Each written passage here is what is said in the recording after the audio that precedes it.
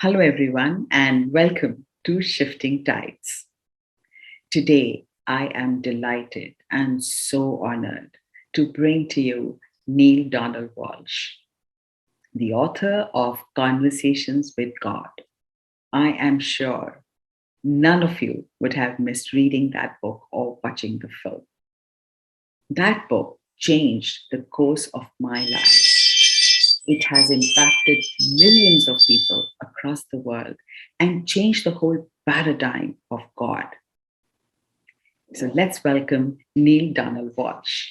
So very, very warm welcome to you, Neale. And thank you so much, so very much to accepting to come on Shifting Tides. Well, I'm very glad to be here. Thank you for the invitation. You know, Neale, your book actually has been the turning point in my life, because having been brought up in a Hindu system in India, there was a structured belief system I grew up with. And I was struggling with form, with structure, and I had a very strong inclination and influence from Christianity as well as Islam, because I was in a Christian school. So for me, there was this big confusion. Oh my goodness, can you imagine the confusion between Christianity and Islam and then the Hindu? And Hinduism. Yes. Oh my gosh.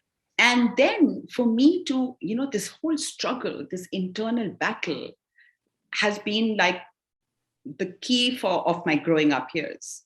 And then your book fell into my lap. And that changed the entire perspective on God for me. And when I started seeing my life and my belief system in a totally different light after reading your book, another roller coaster in my life started. Another roller coaster, because I was trying to just undo whatever I was brought up with and learn a new way of living. And I would now like to ask you this question, that what happened? One beautiful line from your book is when you actually turn to God and say, what does it take to make life work? Where are you? So I would like you to just, in few words, I knew this happened many, many years ago, and you've written many, many more books after that. But what was it that actually happened? Because some of our audience may not even know about that turning point in your life. So I would like you to give me a little brief on what was going on in your life at that point. Well, I suffered what we call in America the triple whammy. And why I say a triple whammy is that my relationship with my significant other person ended. But in the same week, I lost my job.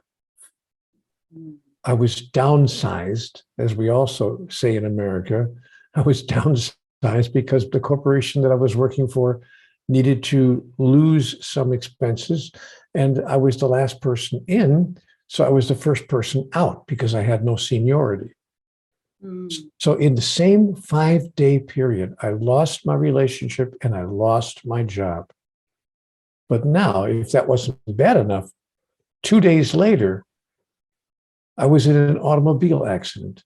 An older gentleman turned in front of me and smashed into me, trying to make a left turn right in front of me. And he misjudged how far I was away from him. And so I had a terrible automobile accident in which I suffered a broken neck. Oh dear. And it wasn't just a hairline fracture, it was a 3/4 inch avulsion fracture of the 7th cervical vertebrae posteriorly. In other words, it was a fracture large enough to put a pencil through. Oh my God. 3/4 inch fracture. Now, the surgeon that worked with me, when I came out of of course, they took me to the hospital, and the surgeon that worked with me, and he looked at me in the eye and he said, "You have no right to be alive." Most people who suffer that much of a fracture in their neck because of spinal cord implications and so forth would almost die on the spot, or at least, at the very least, be paralyzed. And I suffered neither outcome. So he looked at me and he said, maybe you should consider what you want to do with the rest of your life, because you've been given a lease on life. My God. So, okay, I thought, okay, so I had the triple whammy. Everything that could go wrong in a person's life was going wrong in my life at the same time. My health, my relationship, my occupation, my income, it all disappeared in the same 7-day period. Oh my God. And and then because I could not earn any more money, within a month or two, I was thrown out of my apartment. I was, evicted because I couldn't pay the rent. I had used up my savings and I couldn't pay the rent. And even though the accident was the other person's fault, the insurance company was taking like years. They did not want to pay, the claim. So they did what insurance companies often do. They haggled with me for month after month after month after month to try to get me to reduce what we were asking for as a settlement to pay for my medical expenses and my being out of work. So that went on for almost 2 years. In the meantime, I'm not able to make a living. I'm trying to find a job somewhere, and I'm wearing what's called a Philadelphia collar. A Philadelphia collar is a therapeutic device that you wear to keep your head up. I saw the film, and you were walking with that collar. Yeah, because the doctor said, think of your head as a basketball on the head of a pin. Your neck can't hold your head up, so do not take this collar off for any reason. You are to wear this device 24 hours a day, sleeping, showering, whatever you're doing. Do not take the collar off. So, of course, no one would give me a job, because whenever I walked in any place, asking for work, they saw this device on my neck and they said, well, if you make one wrong move, we'll be paying your medical expenses, for the rest of your life. We're not, so no one would hire me. I couldn't get a job anywhere. And I ran out of money completely. And I wound up having to live on the sidewalk. I wound up having to live on the street. Yes, you lived on the streets for a very long period, right? An entire year. Oh my God. It wasn't just for a couple of bad weeks or a couple of tough months. It was for an entire year, 2 weeks short of 1 year. And so I was sleeping on the ground, sleeping on the concrete, sleeping wherever I could. And I did have a little tent that I managed to get, but I could at least stay out of the rain, but I couldn't stay out of the cold, and I couldn't stay off the ground. And so there I was, living that way for a year. And I would wake up every morning not knowing how I was going to eat that day, because I had no money at all, no money. And so I had to walk down the street and ask people, could you maybe give a little bit of help? I've had some tough luck in my life. Maybe anything would help. Some people would say, well, all I have is a little bit of pocket change. And I would say to them, if you could just give me even a quarter or a $50. If I got a $50 from everybody I asked today, I could actually have something to eat before the day was over. Please, anything you have. And I learned what it was like to lose my dignity, not just lose my marriage, not just lose my job, not just lose my health, but lose whatever dignity I had left, having to beg on the street for a year to stay alive. Finally, I did find a little part-time job somewhere, and I was able to pull my life back together a little bit. But I woke up in the middle of the night after being in a little apartment for about 2 or 3 weeks, and I woke up angry, very angry, because I thought, what have I done to deserve a life of such endless, continuing struggle? Somebody give me the rule book. I will play the game. Just give me the rule book. Oh God. Because I don't know how the game goes. I don't know how the rules are. I mean, I thought I was obeying the rules. I was a good Catholic little boy, and I thought I was doing what I was supposed to do to make God happy and to be good in life. And I didn't cheat anybody. I didn't steal of anybody's money. I was just a regular person. Mhm. And all these things happening to me. So, I wrote a very angry letter to God. As you said, what does it take to make life work? And what have I done to deserve a life of such endless struggle? And that's when I heard a voice speaking to me, giving me the answers to all the questions I was asking. And I was writing down the answers because, frankly, Mahima, they were so profound and so unusual Mm. that I wanted to keep a record of what I was hearing in my mind. Yeah. So I wrote down the answers,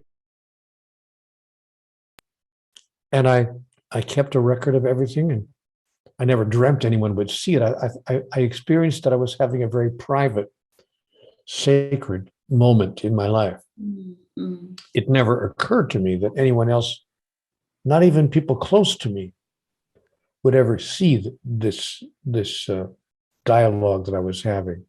Mm. But it turned out, because I was told in the dialogue, you will make of this one day a book, and it will be accessed by many people.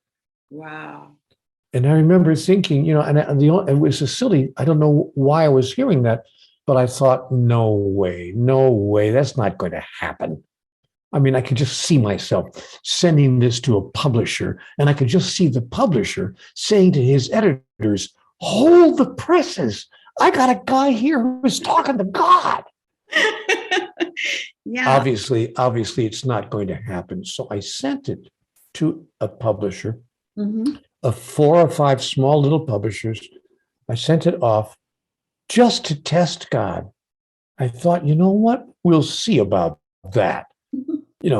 Because I didn't know what to make of this experience I was having. Yeah. Yeah. So for me, it was a test to see if it was really going to happen. And by golly, one of those small publishers on the East Coast, Hampton Roads Publishing Company, their owner called me. It was not a big company like, Putnam or any of those big companies. A tiny little publisher, they may have published 8 or 10 books at most a year, Mhm. often some years 2 or 3 books. A small publisher, but the man said, we'd like to publish your book. And I said, no way. He said, yeah, we want to, we're going to put it out. And so they put the book out, and he said, we're not really happy with the title you've chosen. And I said, no, we're not going to change the title, because if you're going to publish it, you're going to publish it exactly as it happened to me. And I called it Conversations with God. Yeah. They wanted to, you know what? They wanted to publish it as a fiction book. Oh, wow. Because And he I said, didn't believe that anyone would yes, believe it. yes. So, but he thought it would be a good piece of fiction about a guy, who thinks he's having a conversation with God. And I said, excuse me, I don't think that I'm having a conversation with God. I experienced it exactly as that. Now, I understand that you don't think that's possible, but all I can do is tell you my experience. But if you're going to publish it as a book of fiction, we're not going to publish it. I will not have this out there as if it was a fictional story. So he said, well, okay. But he said, no one's going to buy it. If you try to pretend that it actually happened, people are going to really push away from this. Nobody's going to want to read something like this. They're going to deny that it could possibly be real. I said, well, then don't publish it. He said, well, we'll give it a try. We'll see if anybody finds it useful. So they published it, and they were right. Not very many people did obtain the book. Only around 15 million in 37 languages. Wow. Wow. And one scene in your film stood out. I mean, I have watched your film multiple times, but that one scene where you're sitting with this partner and he bangs your foot when you are offered 1 million, $1 million, and then you can't believe it, that this is the kind of money you're getting, but you can't say anything. I remember that scene. So beautiful. Yes, well, and you say my movie, of course, it wasn't my movie. Hollywood came to me, a Hollywood producer came to me Yeah. and said, we'd like to make a movie of your life and of this event. And I said, okay. And then they included in the movie the scene where the publisher bought the book from where the major publisher bought the book from a little publisher. That was an event in my life when a very large New York publisher, in fact, it was the Putnam Publishing Company, they came to this small little publisher and they said, we'd like to put your book out. We have a worldwide reach. Mm-hmm. You know, we can distribute it around the world. So they wanted to buy the book from the smaller publisher. And so they were haggling, and I'm at the table at the restaurant listening to this haggling of what they're going to buy it for. And she offered the publisher $1 million, and the publisher said, no, I can do that on my own. I don't need you. Remember that scene. And I was going to say, well, wait a minute, but he stepped on my foot under the table, like, keep quiet.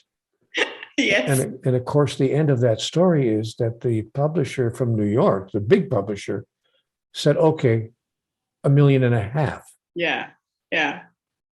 And this was a lady who was the publisher's president of the company.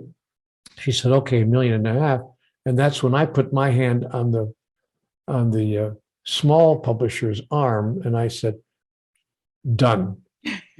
I wasn't going to have him turn down, that kind of an offer, not because I was so anxious about the money, but because I wanted this big publisher to place the book into the world. I could see what that could mean. So they put the book out and they had it distributed everywhere from the United States to Argentina, Yugoslavia, Moscow. It was published even in China. It was published everywhere in the world. Yeah. Japanese, Chinese, Yugoslavia. I mean, it was published in virtually every country on the planet. It was radical, Neale. It was a radical, because I know what impact it had on me, and I can well imagine what it must have done to people around. It was such a radical book, and because God is a very big question, and I'm bursting with questions right now, but I want to go one by one. One of the things which I've heard you say, you address God as she. Sometimes. Yes. And sometimes I addressed God as he. Okay. Because I did not experience God as having a particular gender. I did not think of God as male or female. The energy that was coming to me from this conversation was an energy of simply love. Yeah. Wisdom, deep wisdom, and total unconditional love. And I didn't feel it in myself as either male or female. So it's interesting you should bring that up, by the way, because when we did the audio book publisher did not want to have, because I say we have to have a male and a female reading the voice of God. Alternatively, we'll change the voice from male to female, female back to male.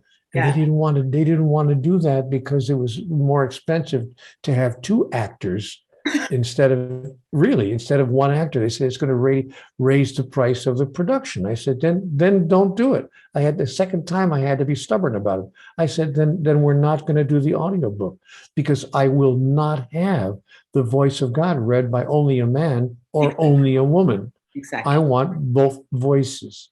So they finally conceded and they gave in. And then that's when we had the wonderful actor Ed Asner and the actress Ellen Burstyn, who became friends, to read the voice of God.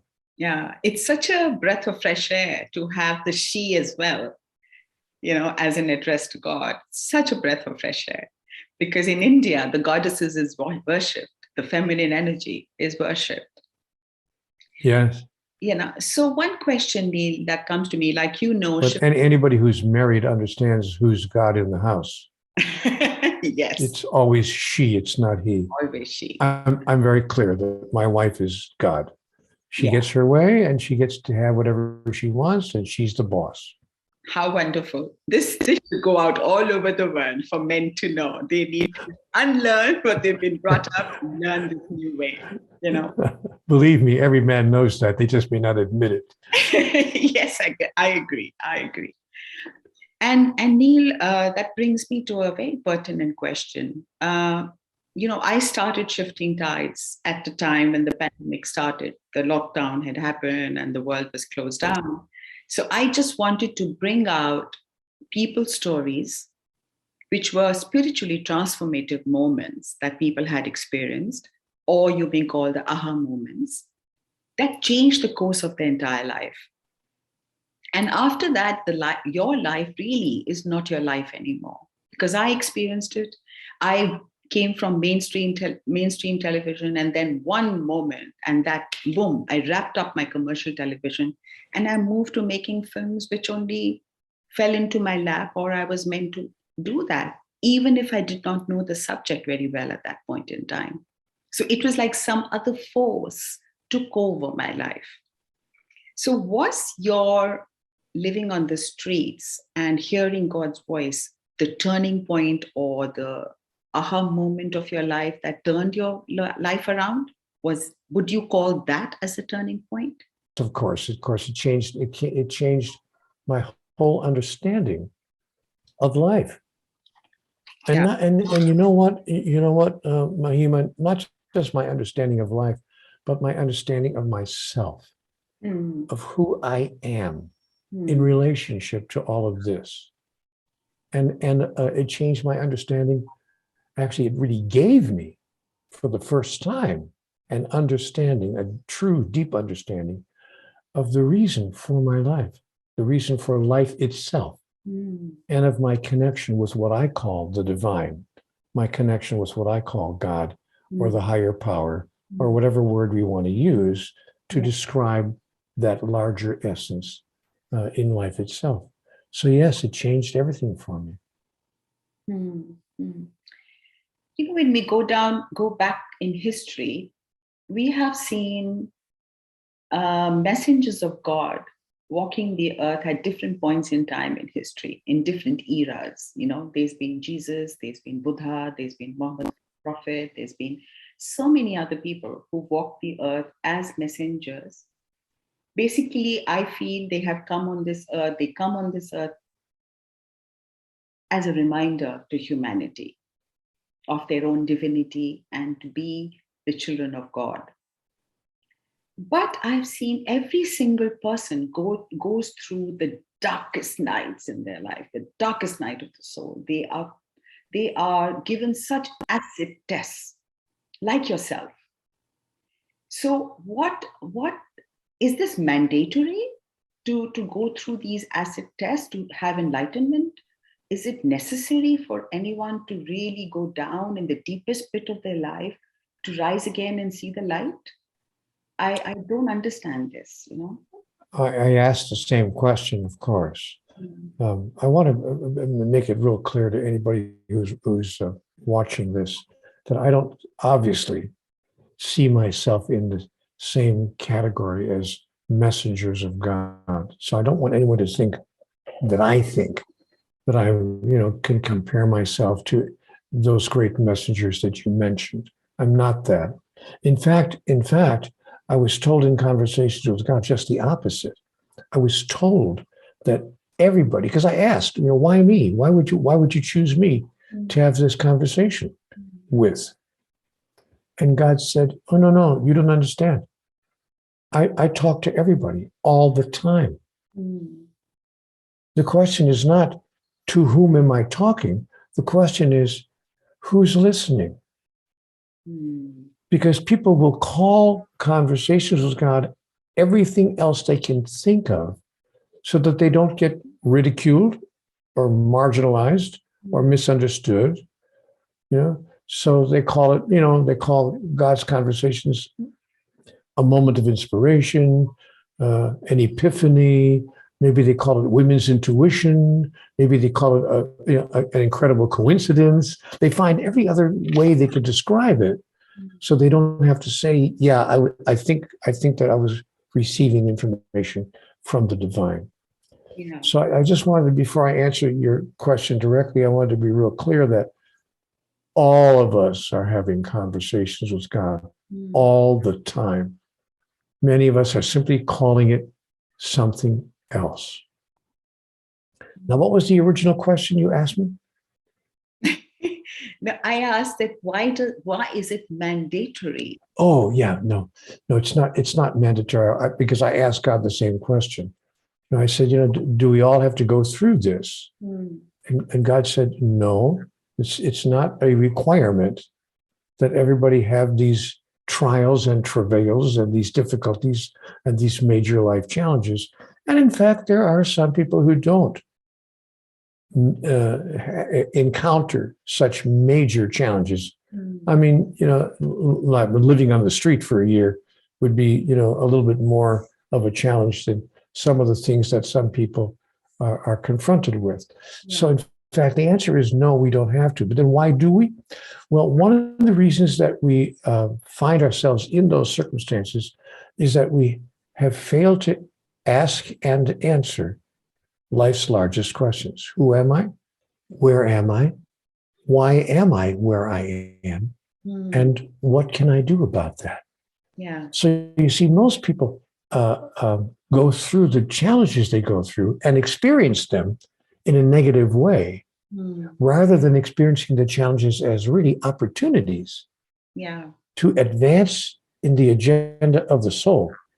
Once we understand why we're here, we see all the events of life, even the so-called unwelcome events, as opportunities for us to move forward with our own evolution.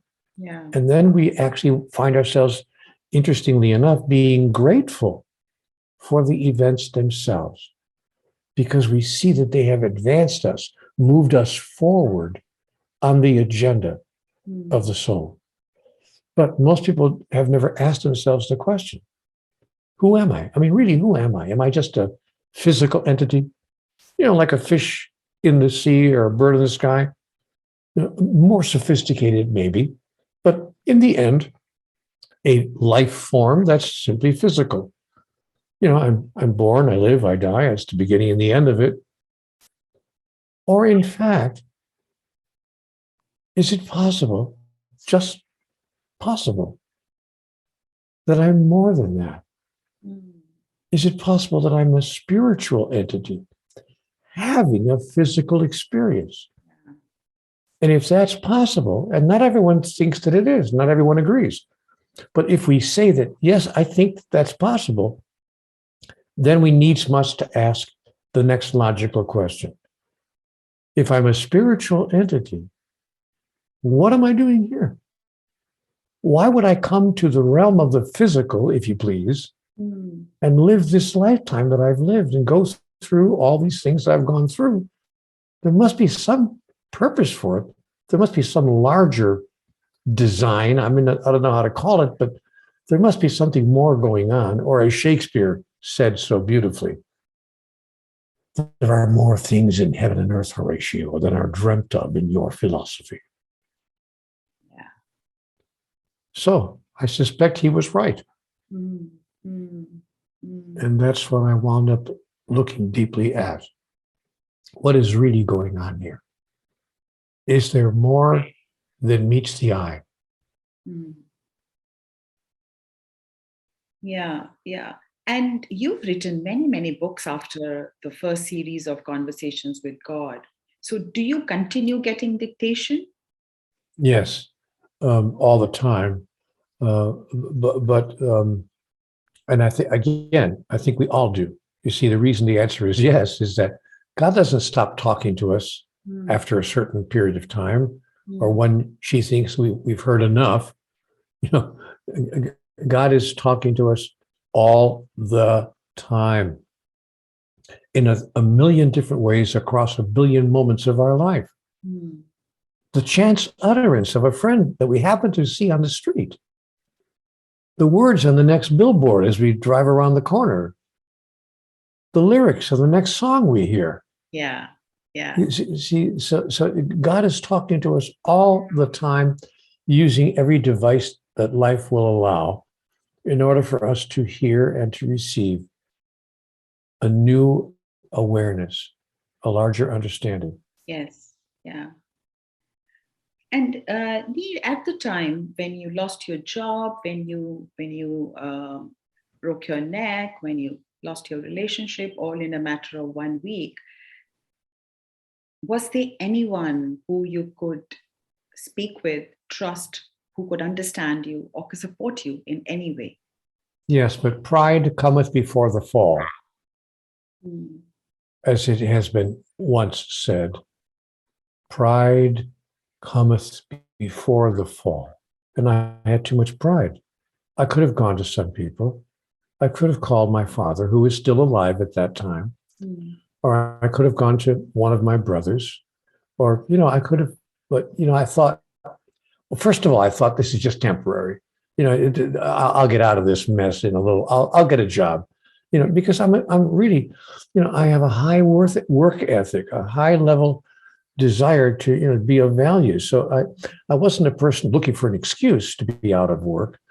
So I was running around, applying for jobs every day of the week. I mean, I was going 4 different places every day, to hotels, to supermarkets, to restaurants, to be a waiter. I was going everywhere trying to get any kind of job. So I didn't go to anybody else for help, because I thought, this will be just for a couple of weeks, maybe a couple of bad months, and then I'll be out of it.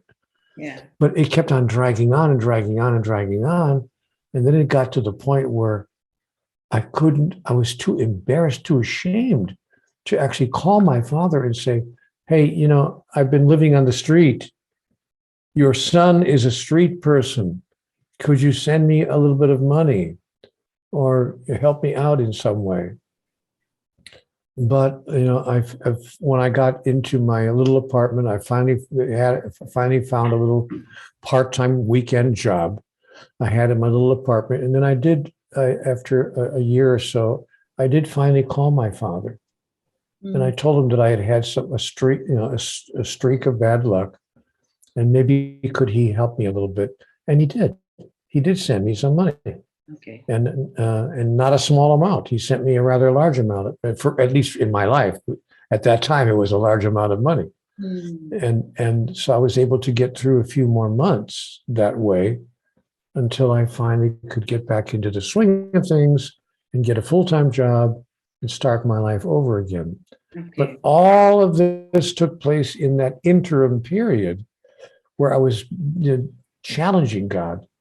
What in the world is going on?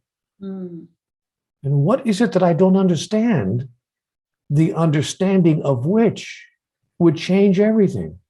Yeah. And that's when I began to see the world in a whole different way. Of course, I never expected that the book would get published. And even after it was published, it was a relatively small publisher, as I described at the beginning. Yeah. Just a small little, they put out maybe 5 or 8 books a year.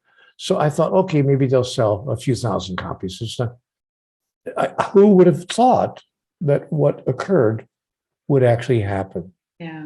Yeah. You mentioned pride at the beginning of your journey. It was pride that stopped you from reaching out to people and all that. Earlier, I ultimately did reach out to my father, but I should have done it. I should have done it instantly at the beginning. God does not test us. We test ourselves. The mind and the soul are in a constant relationship where the mind is desperately trying to figure out what the soul already knows. But God has no reason to test us. Life, I was told directly in conversation, not that I could be wrong about all this, but you're asking me what I believe. My belief is that, and conversations with God tells us, that God does not test us. Life is not a school. We've not come here to learn anything. Conversations with God made it very clear. We've come here to remember what we've always known. And I said to God, I don't understand. Help me understand. And so she said, Neil, are there any trees outside your window? I said, yeah, there's a tree right outside the window. He said, okay, um, what has that tree learned? How big is it? I said, it's about 25, 30 feet high. So he said, oh, it's a pretty big tree. What has it learned from the time it was a seed, no bigger than your little fingernail? I said, well, it doesn't learn anything. It just grew into itself. And God said, oh, you mean, in other words, are you telling me that I implanted in the seed everything it needed to know to become that 35-foot oak tree outside your window? I said, yes. God said, so if I love the tree so much, to implant in the seed everything it needed to know to grow into itself, would I not all the more love you? Yeah. What makes you think I just dumped you off and said, good luck? Hope you learn what you need to learn. Give it a try. No, I put it all inside of you. I've seeded the wisdom of the universe, the reason you're here, your understanding of life, what it means to be compassionate, what it means to be loving, what it means to be understanding, what it means to be aware, what it means to be who you are, and what it means to be one with me. I put all of that in the seed of you. I've seeded it in your being. All you have to do is remember what you've already been told. But I understand that some of you cannot allow yourself to believe what you remember because it's too good to be true. It Yeah. almost seems too good to be true. And I said to God, well, it does seem too good to be true. A lot of this seems too good to be true. You mean you're not testing me? You don't come along every semester and give me the end of the year test so you can grade me? Either I get a passing grade or I get a failing grade? God said, Neil, sweetheart, Neil. Why would I do that? No, life is not a test. It's an experience of who you really are. And when you step into the full embracing of who you are, what you thought of as a test simply falls away and ceases to be experienced by you in that way. And in that context, within that context, what would you say to what people have experienced and are continuing to experience because of COVID in the last 2 years? There have been losses, there have been economic downfall, people have lost their loved ones, they have no income. What would you tell them? How do they still stand tall and in faith? By allowing themselves to embrace the awareness that they are not their body, that they are their soul, and that nothing that happens to their body or that even anyone else tries to do to them, even if they were tortured or in some way harmed or injured by another person, that nothing can really harm or injure who they really are.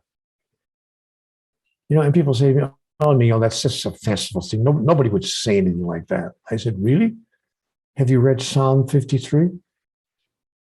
Maybe you want to go back to your Bible and read Psalm 53. I will trust in the God of my understanding. Psalm 53. Because what can any person or any mortal do that could hurt me? So what I would say to people is, give yourself permission to hold the awareness that your life is not about your physical experience. And they can say, well, that's easy for you to say because you're a successful author. And I say, wait a minute. I'm not saying that from my position as a successful author. I lived the great nightmare. I lived on the sidewalk for a year. Have things been that bad for you where you didn't know when you got up in the morning whether you would eat even a piece of bread by the end of the day? Or are you willing to concede that maybe I've had an experience that's even more devastating than your own?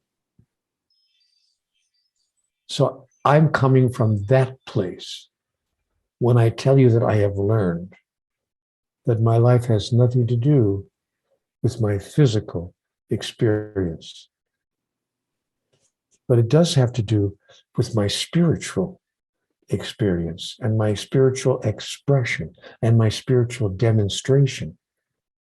And when I demonstrate the grandest thought I ever held about who I am,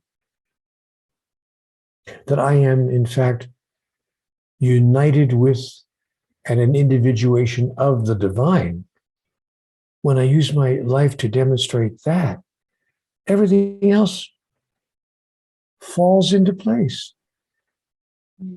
without any difficulty or challenge. But I'm not the first person to have discovered that. Somebody that I have heard about somewhere, I heard about this guy who said a couple thousand years ago, don't go around asking, what are we to eat? Or what are we to drink? Or wherewithal will we clothe ourselves? Each day has problems of its own. Seek ye first the kingdom of God, and all these things will be added unto you. What was he, a con man? What was he, lying to us? What was he, selling us a bill of goods? Or was he telling it to us as it really is? Ah, something I hadn't thought about until I had the experience myself. Yeah. So what I would say to people is, yes, it's been tough going. Yes, loss is not easy. Loss of a loved one, obviously, is very painful.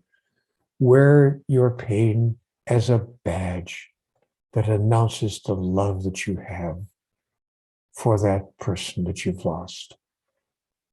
And wear your courage as a badge that announces the strength that you have to meet all of the other incoming challenges of your life.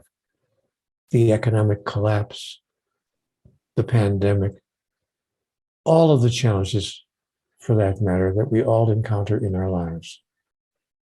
But allow yourself to hold the entire experience as the grandest opportunity that life could give you, for you to recreate yourself anew in the next grandest version of the greatest vision ever you held about who you are. Yeah. So And then I hear people tell me at my lectures and workshops, well, that's, okay, fair enough. But what about like Ukraine, where people you're killing each other, where there's a war going on, or Palestine, or elsewhere in the world, Ethiopia? How are we supposed to respond to that? And I say, oh, now I'm thinking of this guy I heard about once. I'm remembering him again. I mean, I think it was he who said something like, bless your enemies. yeah. And pray for those who persecute you. Yes. I've heard that. And if a man slaps you on the right cheek, turn and offer him your left. And if a man steals your coat, give him your shirt as well. And if a man forces you to walk 1 mile with him, go with him twain. And raise not your fist to heaven, and curse the darkness not, but be a light unto the darkness. then you might know who you really are. And that all those whose lives you touch might know who they really are as well. So wonderful. It really makes me emotional. Beautiful. Once you had this experience, Neale, what happened to you many years ago, two questions that come to my mind. One is, does everything become all right? Does life completely turn around and everything is great because now you're living in surrender? You're living according to the voice you hear and according to what has been designed for you in your highest version. So does everything become all right, or is struggle still a part of your existence? Everything is all right, however it is. See, what happens when we embrace our understanding of the whole process that we call life on earth? Everything is all right, however it turns out, and however it is. We simply allow what is occurring to occur. And we use every event in our life, the welcome events and the unwelcome events, as tools with which to express an experience, to demonstrate and become the living expression of who we really are. That is, we use life for the purpose for which it was intended. Evolution, to become the next grandest version of our true self. So I can't sit here and guarantee that everything will turn out all right by someone's personal definition of what all right is, because it may not turn out that way. But true masters are all right with how anything turns out. Yeah. And so they have lost their need for outcomes to show up in a particular way. Yeah. So if you encountered the Buddha, Siddhartha Gautama, and said, "Well, did everything turn out all right?" He would look at you and smile. He would say, "Of course it did." Yeah. Because I have no preference in the matter.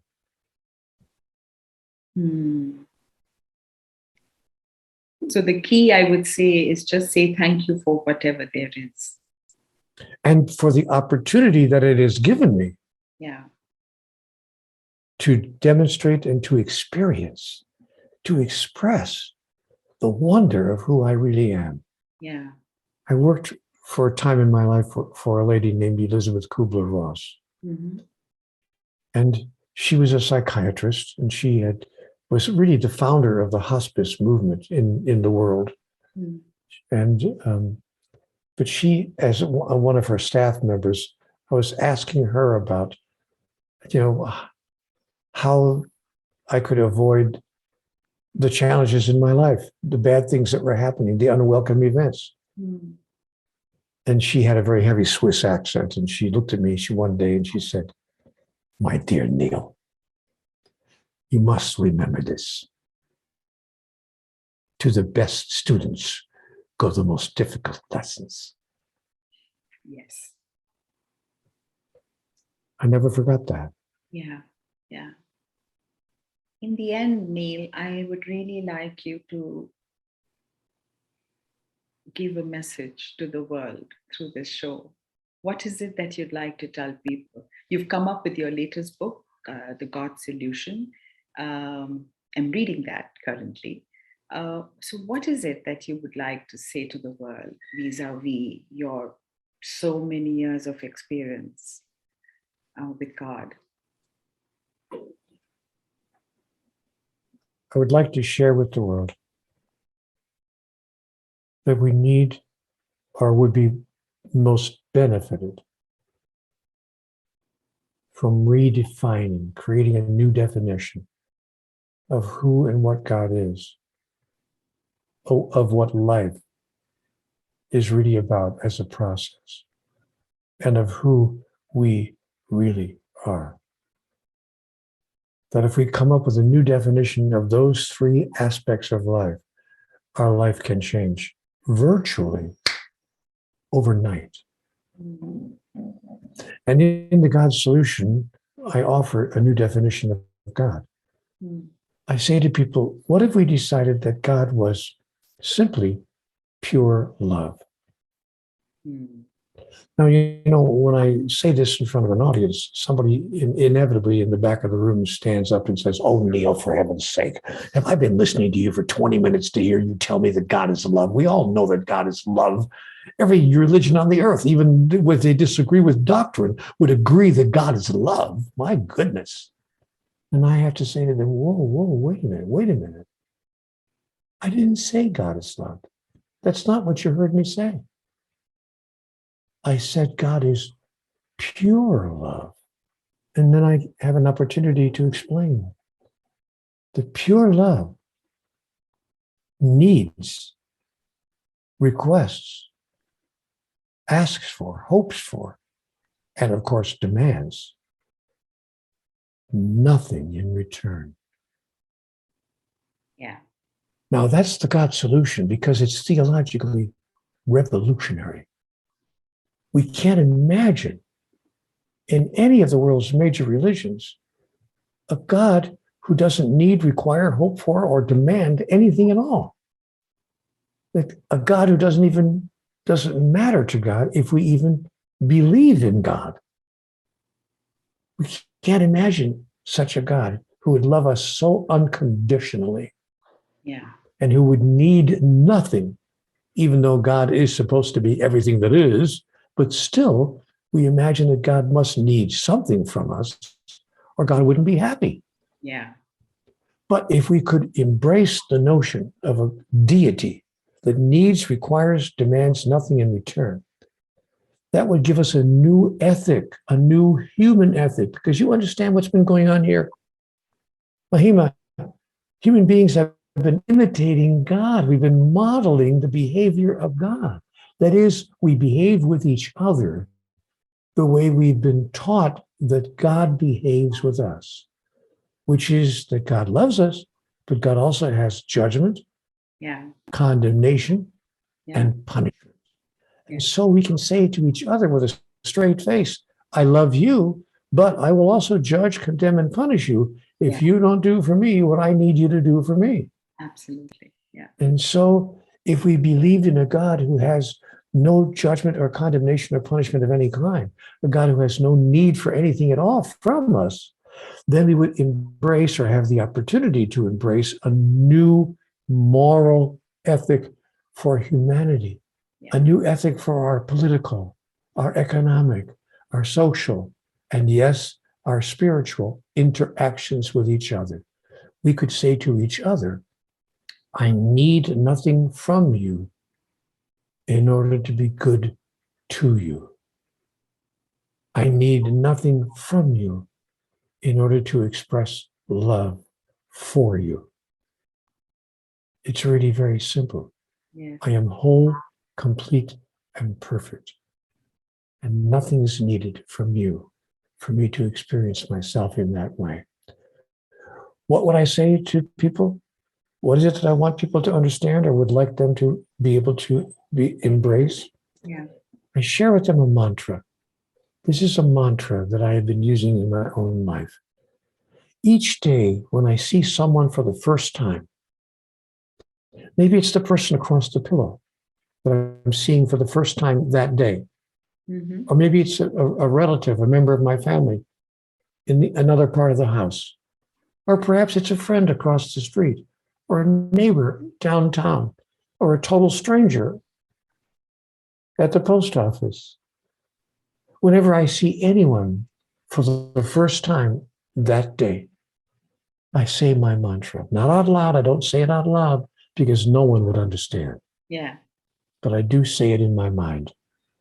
And this is what I say in my mind when I see a person for the first time that day. I have come that you may have life, and that you may have it more abundantly. Your life will be made better today for my having passed through it. I promise you. So beautiful.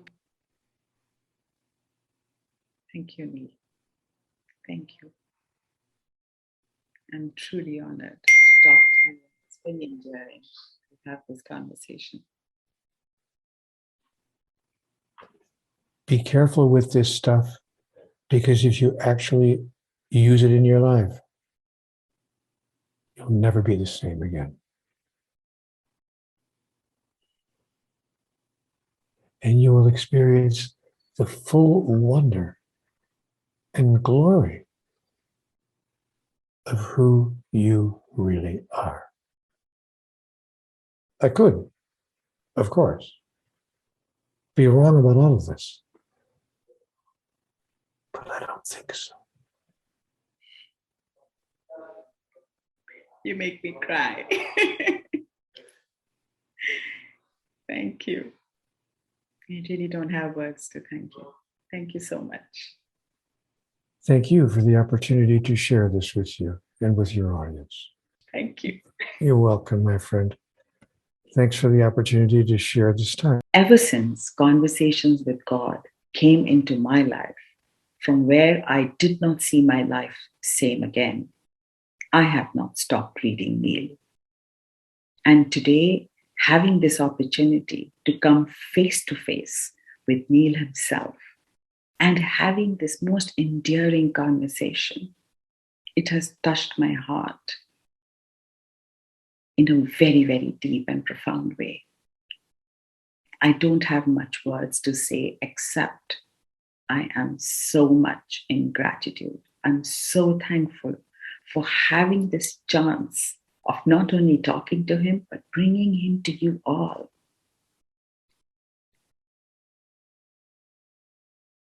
So do go on. In case you have missed reading any of his books, please go on.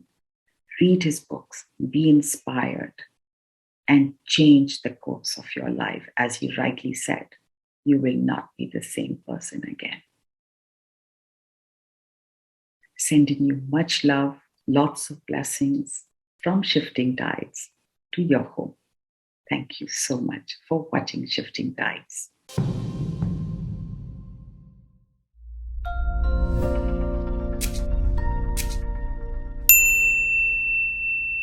If you found value, depth, and are touched by these incredible stories of transformation on Shifting Tides, I invite you to be a part of this journey. How could you do that? Well, first, you may contribute by sharing this video with at least one person in your circles who may just need it. And two, you may contribute by making a donation. Big or small, doesn't matter. As long as it helps us to keep bringing these stories onto you and keep the momentum going. The link for making a donation is in the bio and description. Thank you for your continued support and being a part of Shifting Tides family. Thank you.